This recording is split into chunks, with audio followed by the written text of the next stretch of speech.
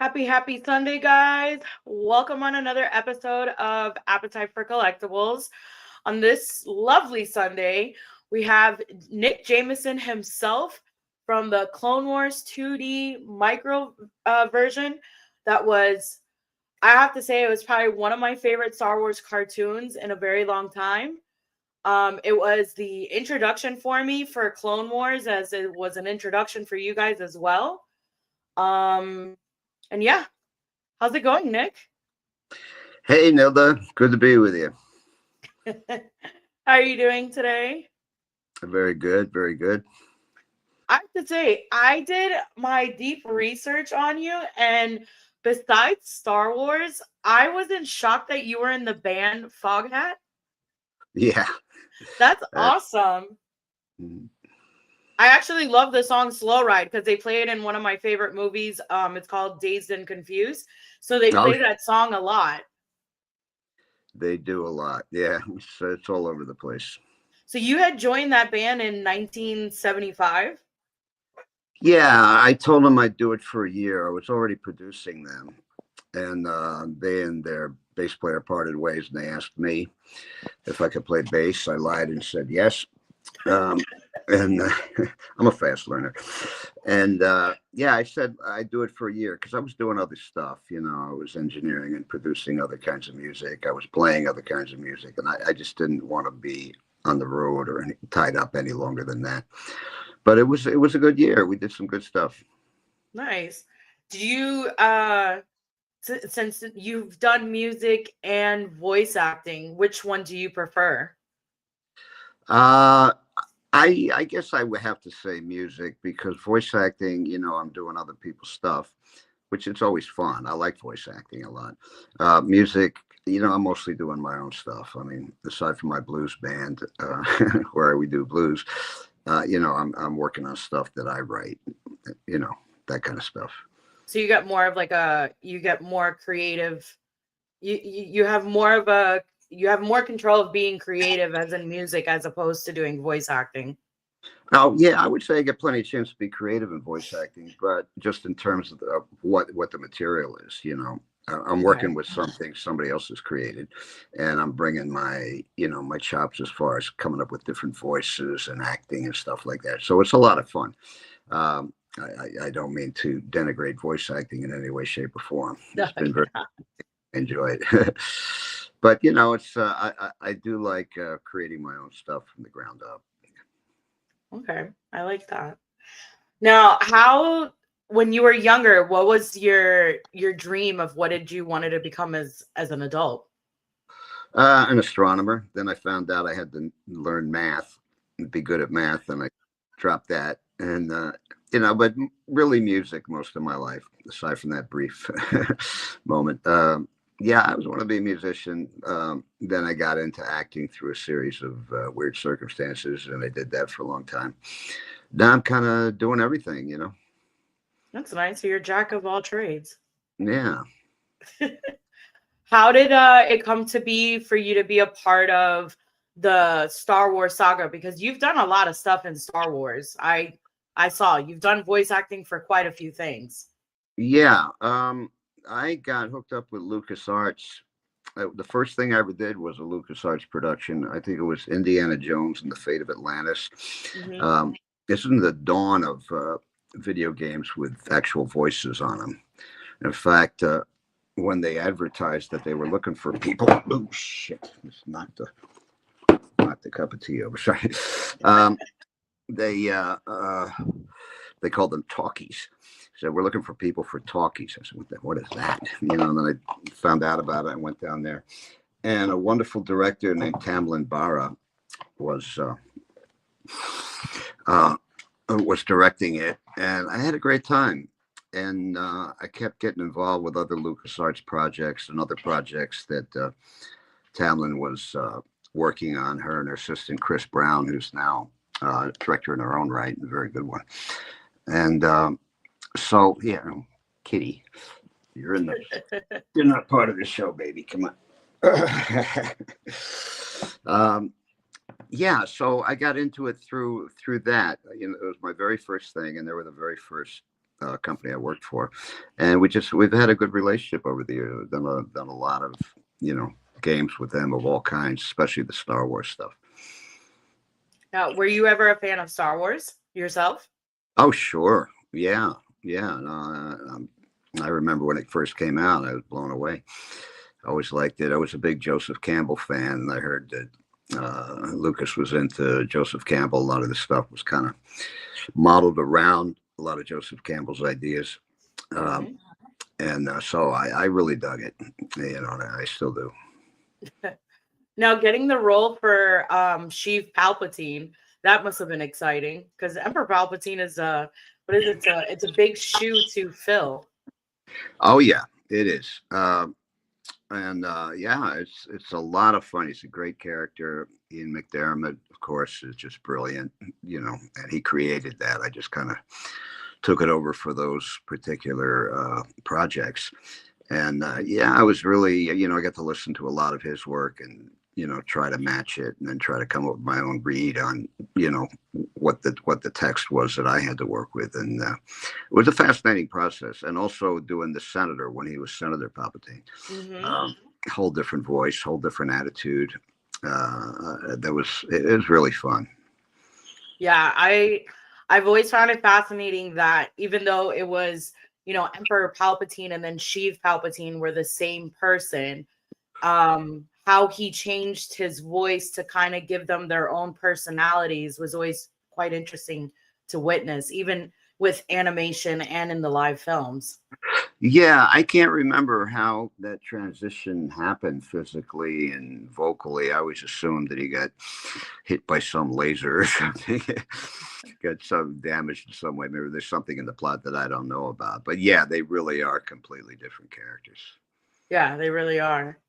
Yeah, that's awesome because I watch a lot of the animated shows. I absolutely love them. I feel like they have more depth into them. One thing that I truly liked more about this version of the Clone Wars was we got to see more dialect and more action in regards to some of the characters. I know in some of the animation shows that have recently come out, they've gotten the cast to always like film together just so Hmm. that you can see the raw emotion. Was that the same thing with you guys on your end when Jendi was directing this show? Were you guys doing all your filming together with like the audio? Yeah, we were in a studio together. The voice sessions were actually directed by Margaret Tang. She's a Okay. wonderful voice director. All of these projects, they have a voice director, and the person who's like in charge of the visuals is usually not running that session because it's a whole different, thing, directing voice actors. And yeah, we were all in the studio. Great people in there, and we banter around and have a lot of fun. It was good. You don't get to do that much these days. Everything is tends to be done. Everybody's got their own studio at home, and it's all piped Yeah. in, that kind of thing. Yeah, but I feel like with Star Wars, they've done a lot where like they get the characters involved together. I Mhm. think one thing I appreciate about that is because, especially if it's like a very intense scene, I feel like Mhm. getting all the characters together, the voice actors, you Mhm. get to hear the real raw emotion. If it's like separate people filming together, you don't really get to feel like the intensity of that scene that's being filmed. Yeah, I don't know why they do it that way. It's like they want a lot of choices. I mean, now I know why they do it that way because just everybody's used to it and everybody's got their own studio. Nobody wants to drive anywhere. But they've been doing it for a long time, especially in films, less so than in the animated stuff. Pretty much, almost every animated show I've done, except maybe the Boondocks. Everybody, the whole cast was in together. Whereas in films, that's extremely rare, if it happens at all. They'll get one actor in and have him do 100 takes of every line, so they have choice. But choice can be a real trap. You end up with so many versions of one thing, and you get you know, because I've been in that position of having to choose takes and stuff. You know, also in the music world, you know, Spielberg said something about I can't remember his wording, but the idea was limited choices, you know, make you more creative, really, you know. Mm, And so I don't know why they choose to do it that way. I prefer, like when I did The Critic, we would not only all be in the scene room together, we'd do a whole scene at once, which okay. that is really never done. And I think The Simpsons do it that way. In fact, I know they do because it was some of the same people involved. And we're all just there's a semicircle of us standing around, and you know, we're interacting, and like that was challenging because I was doing multiple voices. Maurice LaMarche and I would do like 20, 25 voices per show, and we had to change in real time, you know, which is not usually what happens in an animated session. Um, so I like that, but again, that doesn't really exist so much anymore. It's all just one at a time. Okay. And I see that you got to, your one of your castmates was the great Tom Kane. So sorry for Yeah, your loss on that. yeah, Fortunately, I never got to meet him, but I heard that he was absolutely amazing to work with. he was great. He was great talent and a great man, great father. You know, just a great guy. Everybody is very sad to lose him. I really can't believe he's gone. You know, I used to see him uh, several times a week at least in my our agent's office, and we just sit around the lobby, and that was my social life back then. You know, the ISAM office and the waiting room, and yeah, those were good times too. And I miss that. You know, and again, that doesn't happen either. You don't go into your agents to read; you do it from home. Yeah. So you know, but yeah, R.I.P. Tom, man, he was a great guy. Yeah. R.I.P. Tom.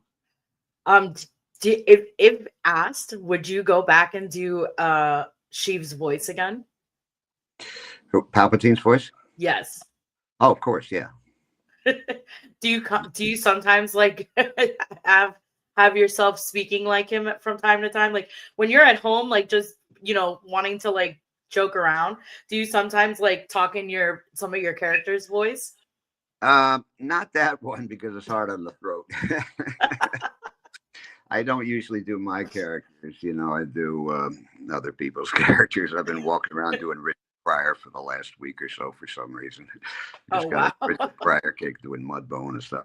Um, yeah, you know, I still mess around with voices. Before I started doing voiceover and acting, I would, you know, drive my girlfriends crazy just doing voices all the time because I had no outlet for it. You know, would you just be yourself for a minute? And once I got into doing it, you know, I was able to go to a party or gathering without just doing 8 million voices because, you know, I was getting that out of my system. I was using it. But you know, I still mess around. I do a lot of stand up comedy and I'll do a lot of weird characters and that and stuff. And you're located now in England, correct? No, I'm in Iceland, Reykjavik. Okay. Oh wow, Iceland, that's Yeah. must be very beautiful. Oh, it is. It's gorgeous, especially this time of year. It's really nice. Yeah. If do you have any other upcoming projects coming up soon? Um, well, in the voiceover world, I'm not really doing much voiceover these days. I'm going to a Star Wars con called Festival of the Force in Okay. August in Kent in the UK, and that's going to be a pretty big deal. I think it's going to be a lot of fun. I've been And told a lot of the overseas Star Wars cons are pretty big. yeah, yeah, they are. I don't. I've only done one before because I just had this idea. And I don't know if this is my thing. And I'm going to do this one. You know, I don't have a book or anything like that. These guys just reached out to me, and I said, "Well, give it a shot." So if I end up liking it, liking doing it, I'm probably going to do a bunch more because they sound fun. You know, and a lot of my friends in the voice community do that, and they make a lot of money, and they say it's fun. So we're going to try it. Yeah. I honestly, a lot of the voice actors, so I'm in Florida, And a lot of the cons that we have here, we have primarily like 10 to 12 cons a year. Hmm. A lot of the voice actors get an immense amount of love. It is a Yeah. big thing, especially for shows that like Star Wars, anything in animation, like any of like the anime side, they get Hmm. a lot of love. And some of these voice actors I've seen, like people are in line for 4.5 hours just to meet them. Wow. Yeah. Yeah, well, I like talking to fans. I love talking to people who appreciate, the work I've done and talk about the projects and how they happen and stuff. That's always enjoyable for me. So, yeah, I'm looking forward to it. That's amazing. Yeah, I've been honestly, I was joking around. There's a con here in Florida, like a really big one. It's called MegaCon. And they had all the voice actors from the Disney's version of the Clone Wars. And I was talking, I forgot to one of the guys, one of the voice actors there, and I was saying, it'd be funny if one day they did a battle of the Clone Wars where they had the Clone Wars Micro 2D on one side and then the Disney's Clone Wars on the other side. And each character gets to meet each other.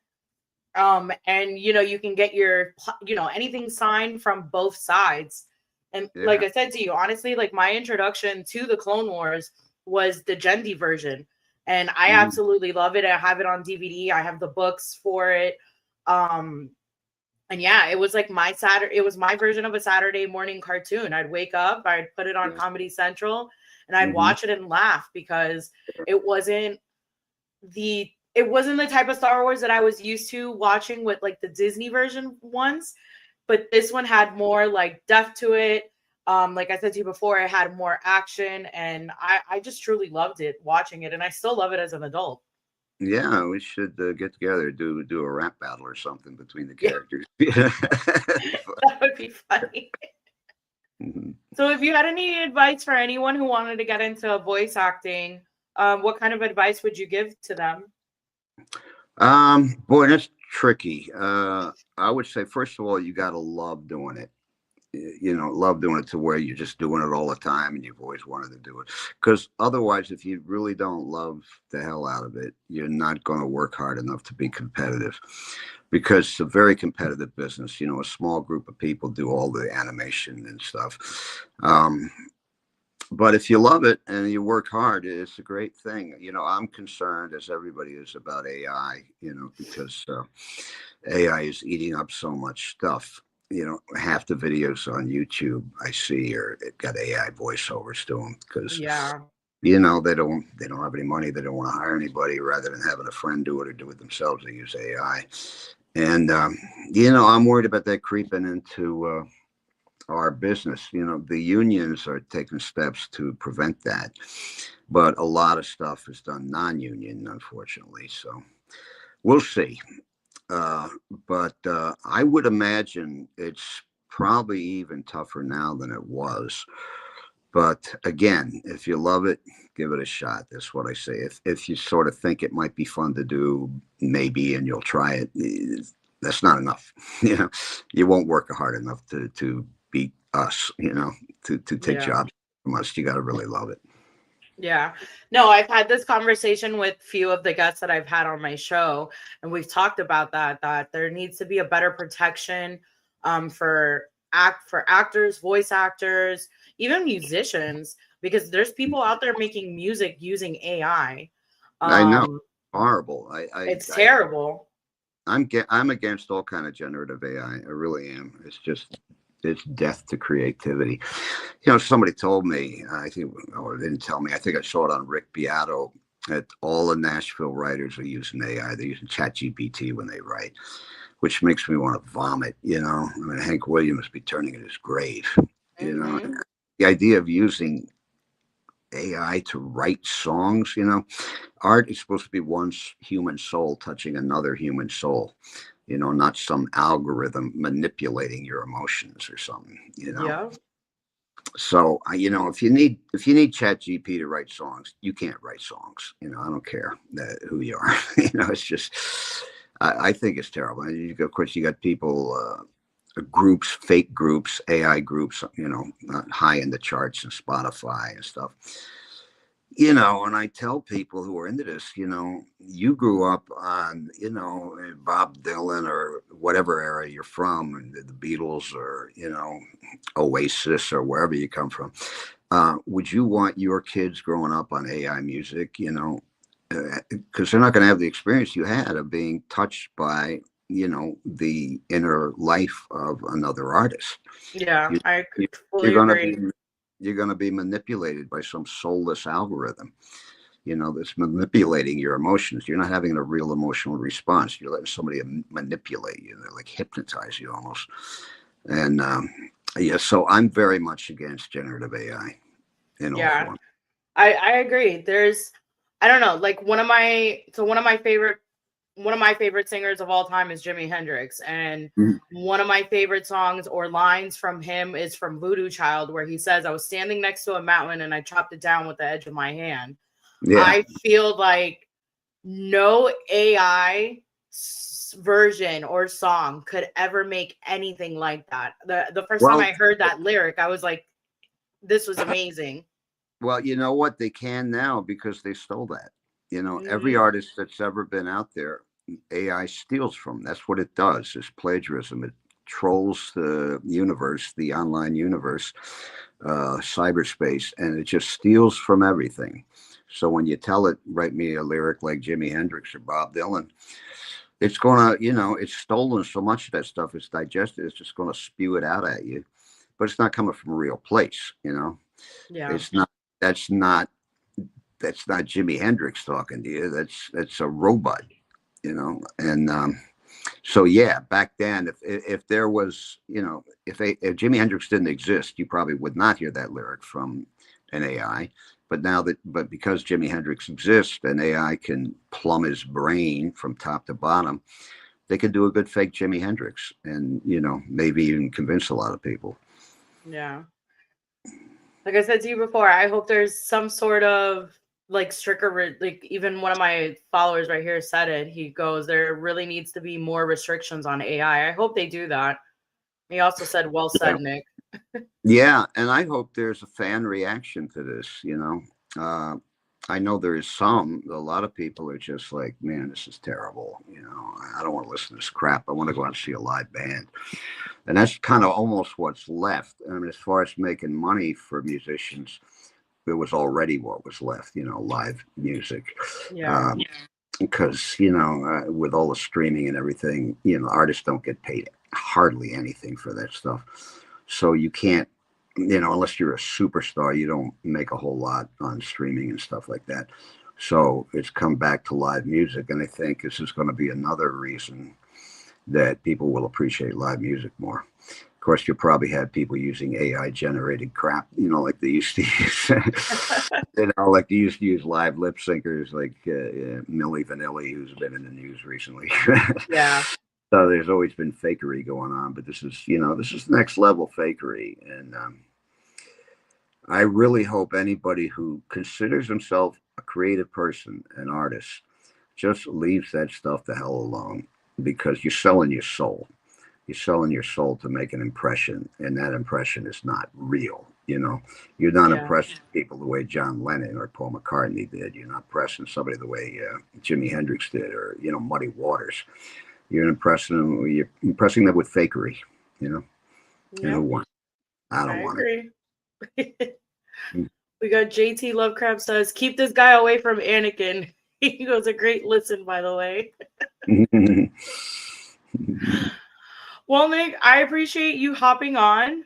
Oh, we have somebody else saying, what's up, all? Such a cool interview. And yes, AI is more of a curse than a blessing, especially when you look at the companies and people controlling it. Yeah, well said. Yeah, they do not give a damn about your artistic experience listening to your favorite artist. They couldn't care less. They want the bucks. Yeah. They use it because it's there. Hope So, Nick has fun at the upcoming con so they can get him to do cons here in the States. Yeah, that would be so cool if they brought you here in the States. yeah, well, like I said, I was talking to, I was just in the States and I had lunch with Billy West. You probably know he's a great, great Oh, voiceover guy, yeah. classic guy. And he was talking. He's got a booker to do these things, and he was gonna. He said hit this guy up, and so if I enjoy doing this one in Britain, I'm going to hit up a booker and do that because I think it would be fun. Yeah.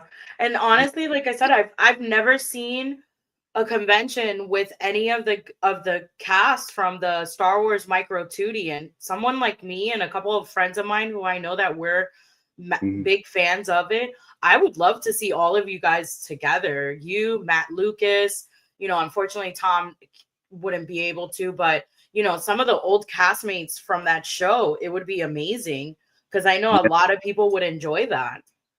Yeah, you have not laughed until you've interviewed Kevin Michael Richardson. Very funny dude. Corey Burton's great. Yeah. So many people. I think Gray Delisle was on that.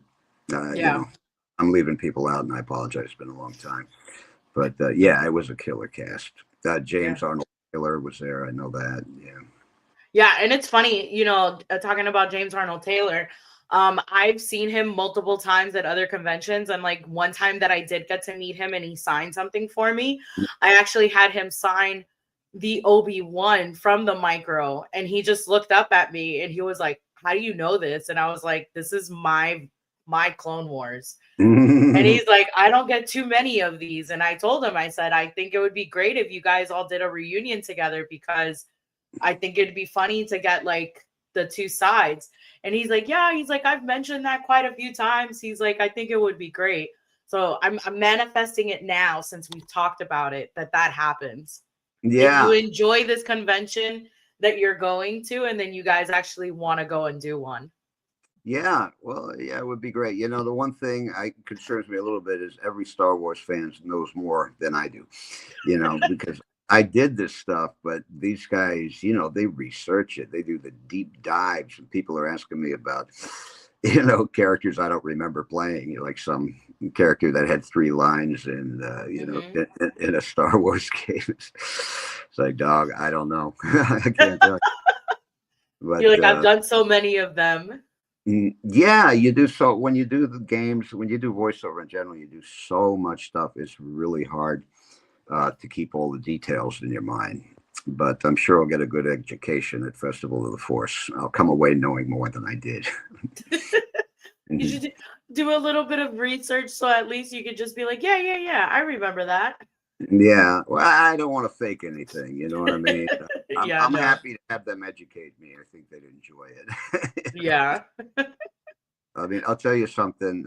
I have never played a video game, and I don't ever intend to. Same reason I've never played golf. I'm afraid I might like it, and that's another part of my life getting sucked up. But it's worked for me so far. I enjoy doing them, and I'm good with that. A video game voice actor that's never played video games. Oh, Yeah, there may be more of us than you think. yeah, you guys probably have like your own quiet, like secret society. Yeah, right. Yeah, I don't think you have to watch video games or play video games to do the acting. It's not really Yeah. doesn't have to be part of the process. I mean, if you want a film actor, you've got to watch great films and great actors and stuff. But I don't think that applies to game. I could be wrong. I could be wrong. Maybe I'd be 10 times better voice guy if I played video games night and day. But I ain't got time for that. You know what I'm saying? Well, Nick, I'm so appreciative of you coming on. This was great. I hope the con that you're going to soon, I hope it's a success. I hope you have a lot of fun. And seriously, I hope it goes so well that eventually you come to the States and do some of the cons here because honestly, when you see the cons here in the States, they're crazy when it comes to voice acting. They truly love voice actors. Yeah, like I said, a lot of my friends do it. Gary Anthony Williams is like my best friend in the world. He does them all the time. His I guess major thing at these cons is his work on the Boondocks as Uncle Ruckus, Mm-hmm. and he's just and they can't get enough of him. But he's done a million other things too. But yeah, guys who do it, they really like it. So I'm looking forward to it. All right. Well, Nick, thank you so much for coming on. Guys, make sure to follow him on Facebook. You can find him on there as Nick Jameson. The same thing with his Instagram page. And if you're attending any of the cons that he posts about, make sure to stop by his booth. Ask him a million questions about video games because he'll definitely know the answers. Yeah, sure I will. No, I'm there to get an education. I'll walk away knowing what I do now. Yeah, bring him some stuff, have him sign it, and just say hi. But yeah, Nick, thank you so much for coming on. And as always, like I end my show, may the force be with you. Back at you. Thanks, Nilla. All right, stay on for a second. Okay.